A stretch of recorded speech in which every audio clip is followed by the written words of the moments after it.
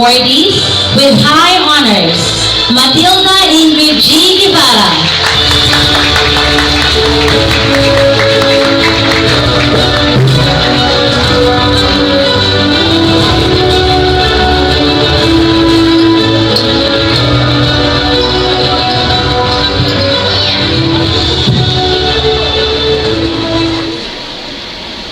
To our esteemed Board of Trustees, headed by Mr. Diosdado F. Carampot and Mrs. Nancy S. Carampot, represented by one of the members of the board, Mrs. Julie Ann C. Nicolas.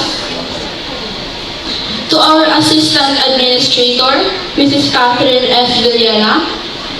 To our School Head, Sir Donald De Guzman.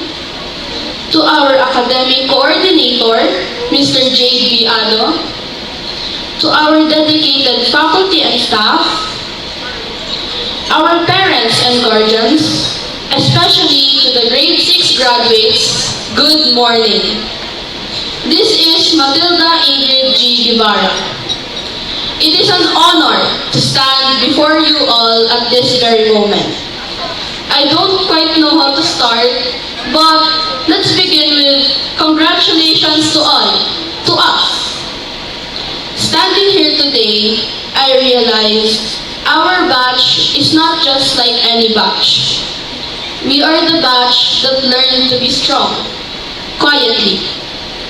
We were the students who didn't always have the chance to raise our hands in a real classroom setting because our classrooms were screens at that time. We are the batch that missed out on the laughter of group activities, the noise of recess, and the simple joy of sitting beside a friend because pandemic changed everything. 6 years ago, I believe we all remember clearly, we became one of the youngest batches to experience completion not on a physical stage, but through visual ceremonies where applause was silent and celebrations were seen through small boxes on a screen.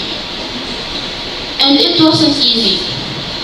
We struggled through modules, figuring things out on our own, sometimes confused, sometimes frustrated, sometimes wondering if we were really learning at all.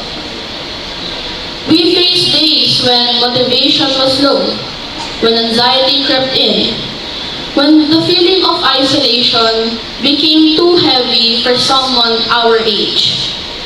We were exposed to a world that moved faster than we were ready for. The internet became our classroom, but also our distraction. Technology became our tool, but also our challenge.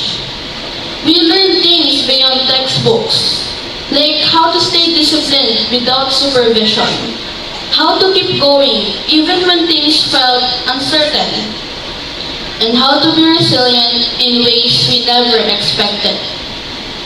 I confess, I used to be always expecting to fail.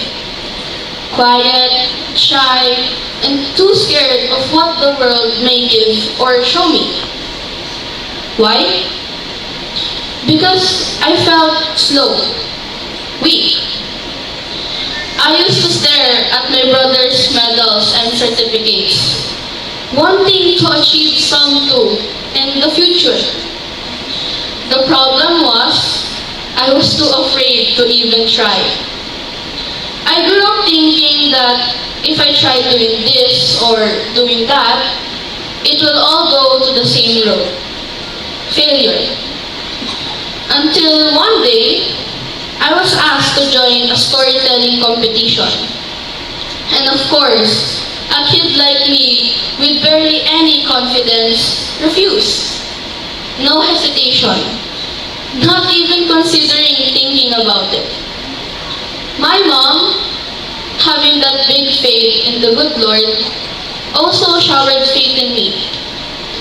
My mom encouraged me to try, telling me this was a good opportunity, not only to try to win, but learn. And for a moment, I felt this feeling telling me, my mom might be right. And so prayers and all, I took the risk. I joined the competition. I trained every day. I worked hard not only to make my parents proud, but also to improve myself. And with all the advice, motivation, and confidence I received, even in times I wanted to give up, I kept going until I achieved the goal presented to me. I scored first place in my very first competition. I did it. I finally tried something that made me a winner. Something that changed my life. Something that I want you all to relate to connect to. Today, I don't just stand here as an achiever.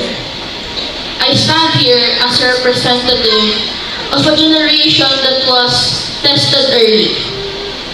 And here is my challenge to all of us. Let's not waste what we've been through. If we survived learning differently, then we can lead with confidence. If we face anxiety and uncertainty, then we can choose courage. If we navigated a world full of distractions, then we can become a generation that uses technology with purpose, not be controlled by it. That's why I also realize there's really very little reason to be afraid of tomorrow.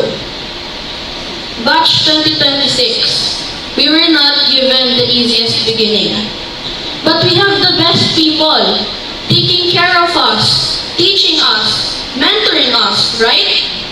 We have our parents and guardians. We have our SJAD teachers and staff. Let's take them. Let's hug them.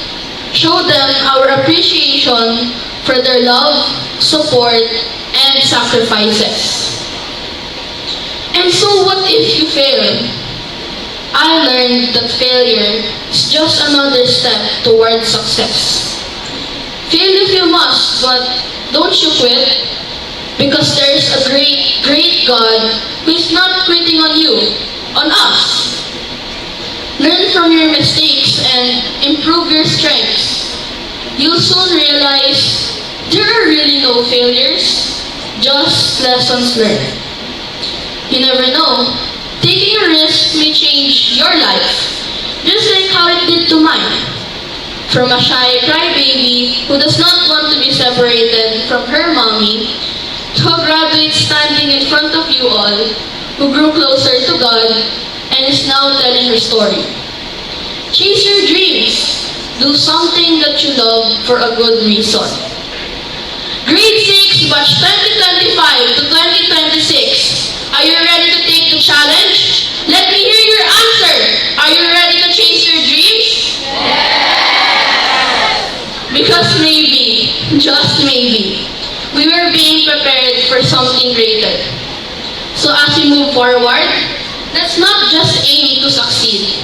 Let's aim to lead, to inspire, to build, and to make a difference. Because we know what it means to struggle and still rise. And if your plan never worked, change the plan, but never the goal that God has set for you.